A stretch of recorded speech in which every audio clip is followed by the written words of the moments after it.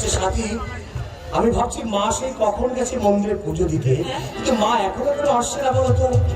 আচ্ছা চলো না, মা যে মন্দিরে গেছে আমরাও সেই মন্দিরে যাই, ঠাকুরের কাছে প্রার্থনা জানিয়ে আসি। দরকার হবে না মা, কখন থেকে তোমার জন্য অপেক্ষা করছি, আর তোমার এই আসার সময় হলো। সাথী, আমার মা। প্রয়োজন নেই। কেন মা? আমার অপরাধ?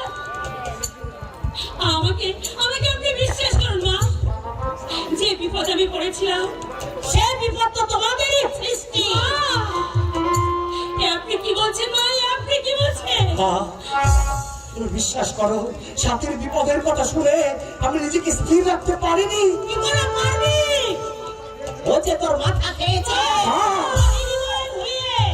মা, ও মা, ওকে দোষারোপ করবার আগে আমার কথাটা তুমি ভালো করে শোনো মা। ও মা, শিশুকাল থেকে যাকে তুমি সত্যের পথে চলতে, সৎ কথা বলতে শিখিয়েছো, অন্যায়ের বিরুদ্ধে যাকে তুমি লড়তে শিখিয়েছো, অপরের বিপদে সে যদি ঝাঁপিয়ে পড়ে তাহলে কি তার অপরাধ মাগো? রাজা, এই সেই পুলিশ অফিসারের দল যাকে আমি একদিন লাম্পট জানোয়ার ওই অসীম সিংহের হাত থেকে উদ্ধার করেছিলাম। আমি আমার ওই পঞ্চগ্রামে গিয়ে শুনলাম ওই অসীম সিংহ জগের বল্লভ বলে ঘোষালের মন ভুলিয়ে ওই সাথীর গলায় মালা পরিয়ে তার জীবনটা মরুভূমি করে দিতে চাইছে। তাই আমি বাধ্য হয়ে তাকে আমি তোমার অনুমতি না নিয়ে স্ত্রীর মর্যাদা দিয়েছি। মাগো, তাতে যদি আমি কোনো অন্যায় করে থাকি সে অপরাধ তো আমার। মাগো, পঞ্চগ্রামের জমিদার জগৎবল্লভ ঘোষালের মেয়েকে তুই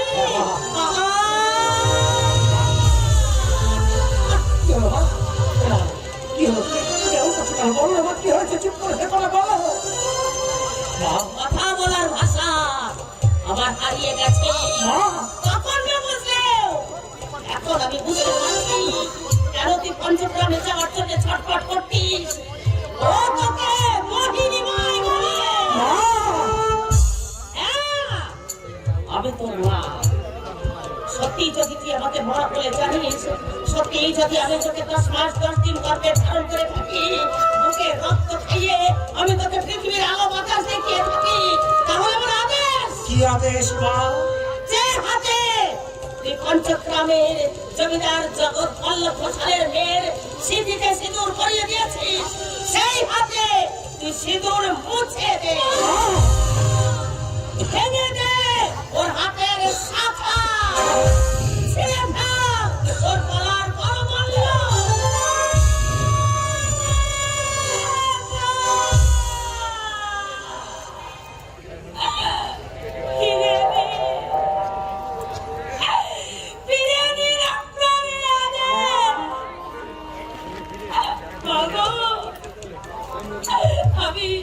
আমি একটা অনাথিনী মা, বড় অনাথিনী।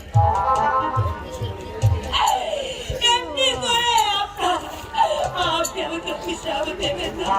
আপনার আদেশে আপনি ফিরিয়ে দিন মা, আপনার আদেশ ফিরিয়ে দিন। মা, মাগো, আমি যে অন্যায় করেছি তার জন্য তুমি আমাকে অন্য আদেশ দাও মা। তোমার সমস্ত আদেশ আমি মাথা পেতে পালন করব, কিন্তু পাশানি মা না হয়ে, মমতাময়ী মা হয়ে একটিবার ওর মুখের দিকে তাকিয়ে দেখো তো, ওই মুখে কি আছে কোনো পাপের চিহ্ন?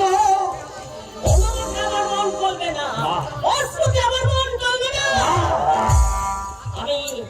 আজ আমি প্রমাণ চাই রাজা, এই জগতে তোর কাছে কে বড়, গর্ভধারিণী মা না জীবনের সঙ্গিনী স্ত্রী?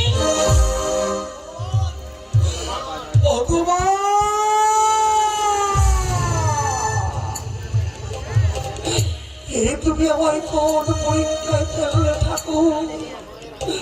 একদিকে আমার মায়ের আদেশ, আর একদিকে আমার স্ত্রীর আকুতি।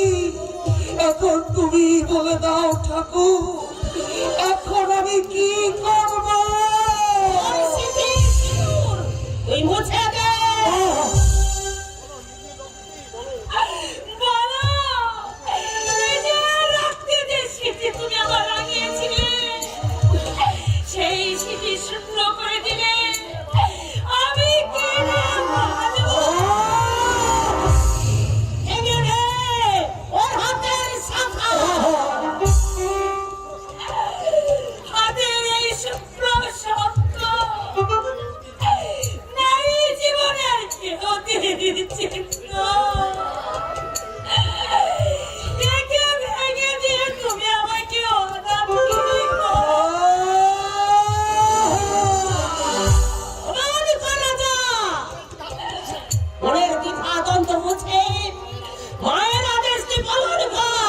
মা আমি আমি তোমাদের পায়ে দাঁড়াবো।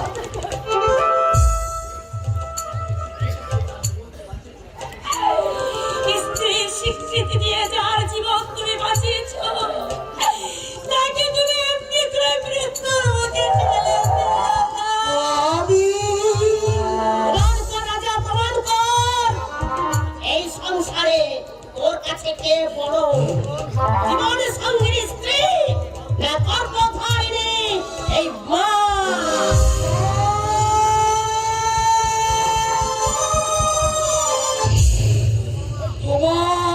তুমি আমার কাছে বড় মাগো, তুমি আমার কাছে বড়, তুমি আমার সত্য, তুমি আমার দেবী। আর আমি চিনি না,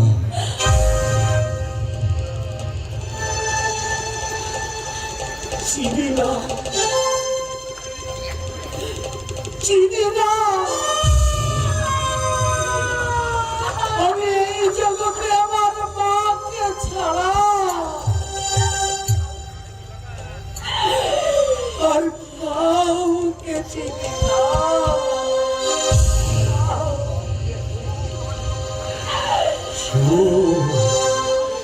সুখ তুমি আমার জীবন থেকে হারিয়ে যা, শান্তি তুমি পালিয়ে যা, ভালোবাসা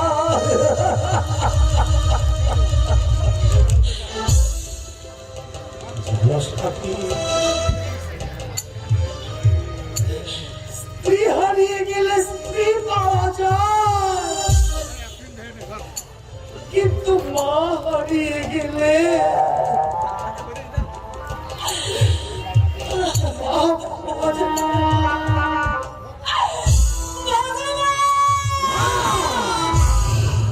ভগবান আজ মৃত, তোমার স্বামী আজ বিশ্বাসঘাতক আসামি।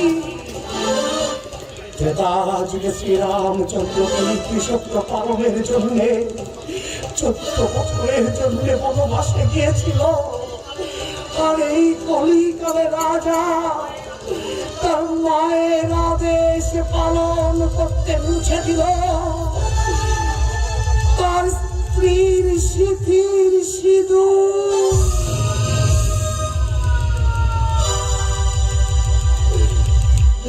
দিল তার হাতে,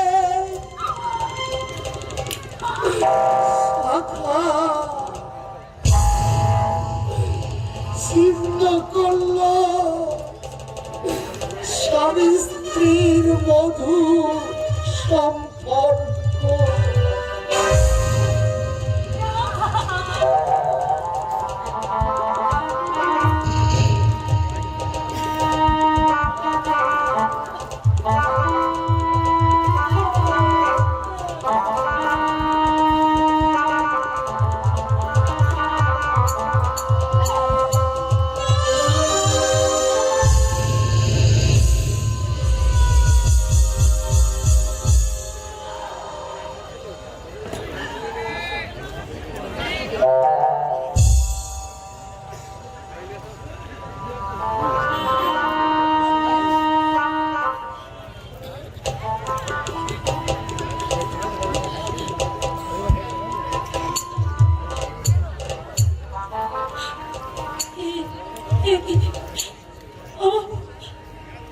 আমার স্বামীর দেওয়া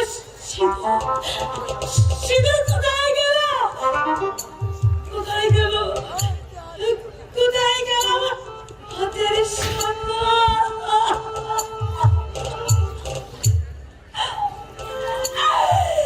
স্বামীর দেওয়া সিঁদুর পরে শাশুড়ির সেবা করে আমার রাজার মনে প্রেরণা জাগাবার আশা। আমি আমি আমি যে বড় আশা করে বউকে ভেবেছি, আমি চেয়েছিলাম এই সংসারে আরো 5টা নারীর মতো সকাল সন্ধ্যা মঙ্গল শঙ্খ বাজিয়ে গৃহদেবী দেবীর পূজা করে